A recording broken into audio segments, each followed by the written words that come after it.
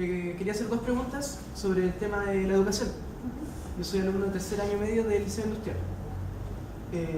Usted, cuando llegó al tren, mencionó sobre la descentralización de Santiago y habló sobre las universidades estatales, que se les da mucho a las que están dentro de Santiago y muy poco a las de región y menos a las que son a las ciudades que no son capitales de región, como la ciudad. Y eso lo quería llevar al ámbito de la educación pública y los liceos técnicos profesionales. Porque, por ejemplo, en mi liceo, hace 7 años, desde el 27 de febrero, se está luchando por el tema de la reconstrucción. Y yo lo veo, un ejemplo burdo, en el Instituto Nacional, si le pasa algo, el Estado va corriendo allá. Pero a un liceo que nadie lo toma, ni siquiera en Chillán en cuenta, después de 7 años recién se está viendo el tema del diseño.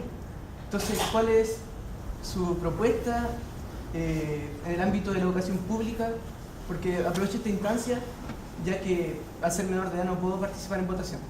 Y la otra pregunta es sobre el tema de la nueva malla curricular, que se va a dar para, me parece que 2021 y 2022, que se le va a dar 2 horas por asignatura a cada asignatura. Y yo lo veo por la parte de los profesores, porque yo quiero estudiar pedagogía. Y está bien, a los alumnos se les va a dar más lugares donde aprender, pero no lo vemos por los profesores, que son una parte importante de la educación, que se habla de que el profesor gana poco. ¿Y qué va a pasar ahora? Que va a costar mucho más encontrar trabajo, ya que la pedagogía se paga por horas de trabajo y por 8 horas a la semana no se va a ganar mucho, por así decirlo. Eso más que nada. Gracias. Tocas hartos temas, porque varios tienen como varias aristas además, y tienen que ver con la educación. Bueno, la educación es un tema que se instaló en Chile, que es gigante. La educación es un derecho y hoy día casi todos los aspectos que se debaten de la educación tienen que ver más bien con el financiamiento de la educación, y eso es un aspecto, pero no todo. Pero se ha llevado, parece que toda la energía. Es bien curioso lo que dices, porque hay candidatos que proponen los liceos, los famosos liceos de excelencia, como la alternativa para una educación de calidad. Y creo que no puede haber nada más sectario que algo como eso.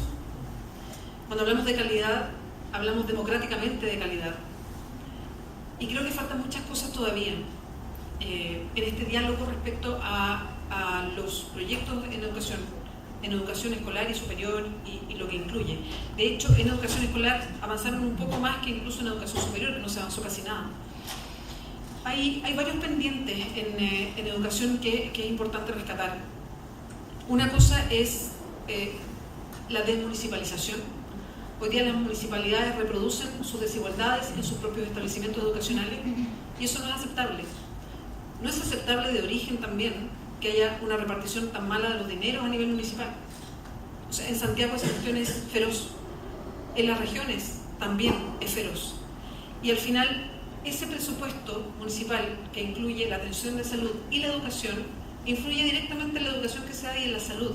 Entonces la pregunta es, ¿podemos dejar que esto siempre esté sometido a la cantidad de lucas que tiene un municipio u otro? Que además depende de centralismo, o sea, de dónde está ubicado ese municipio, a nivel nacional, si está en Santiago o no, o si está en regiones o no. Entonces, necesariamente tenemos que avanzar a una desmunicipalización. Pero la desmunicipalización, ¿para qué o cómo? Y ahí entra algo que comentábamos en la mañana, justo cuando nos encontramos ahí afuera del tren, que es cómo desde las mismas regiones se puede administrar con una manera identitaria lo que se tiene.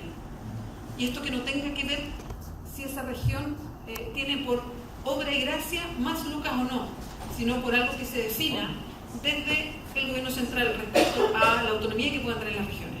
Eso es muy importante para generar proyectos que dialoguen con la propia región, que sean identitarios. ¿Por qué hoy día la gente se va a Santiago a vivir y es algo que uno se puede detener y Santiago crece y crece y crece? Porque no se genera ningún tipo de arraigo ni identidad desde que uno estudia. ¿Cómo es posible que los mismos planes escolares sean parejos para todo Chile si la realidad de Chillán es muy distinta a la de Arica? O sea, ¿en qué momento vamos a entender eso? Por eso lo que digo es que tiene que haber una desmunicipalización para que no dependa del municipio la educación que se entrega. Tiene que haber una mirada global, pero esa mirada tiene que tener un aterrizaje identitario que dialogue el establecimiento con lo que esa región es y con lo que esa región busca, para que las personas quieran quedarse en su propia región, puedan proyectar su vida amablemente en su propia región. Eso es vital. A propósito de la formación hoy día, y perdón, que además los liceos industriales o liceos técnicos profesionales creo que están bien en tierra de nadie hoy día, tienen poco equipamiento, se habla poco de ellos, se les enfrenta a una PSU que está hecha para los otros liceos, entonces entran con una desventaja. Y eso claramente hay que mirarlo, porque se ha dejado ahí como que no pasara, pero sí pasa, y no se toma en cuenta. A eso voy también con esa decisión más identitaria y que incorpore todas estas variantes que tú mencionabas también. Hoy día, a propósito de la carrera profesional de docente, se ha ido cambiando el trabajo para los profesores. Ha habido un avance, no es el avance total que se querría, hay un avance sí respecto a los sueldos, porque hay un sueldo mejor. El problema es, lo que decías tú, el tipo de contrato que tienen los profesores, y ahí entramos a otro terreno, que es la precarización laboral, que tiene que ver con otro sector grande, que es hoy día qué pasa con los trabajadores en Chile, a propósito del exceso de boletas, el exceso de personas a contrata, la forma que se busca para contratar en distintos aspectos. Hoy día no hay negociaciones ramales, hoy día hay muchas personas que están subcontratadas, pero que trabajan igual que el que está contratado y ganan la mitad del sueldo, porque la subcontratación no tiene ese origen. Bueno, en fin, y ahí entra la precarización laboral, de lo que mencionas tú respecto a las horas que se contrata para poder manejar el gasto en personal que vienen a hacer los profesores. Pero hoy día lo que se proyecta es que se van a necesitar más profesores. ¿En qué sentido? En que tiene que ir aumentando las horas no lectivas, que es algo bien importante, y es un logro dentro de la carrera docente. El problema es que se va a demorar harto en implementarse, porque es muy paulatino, pero lo que busca es que los profesores tengan más tiempo para preparar las clases, y de eso se trata también.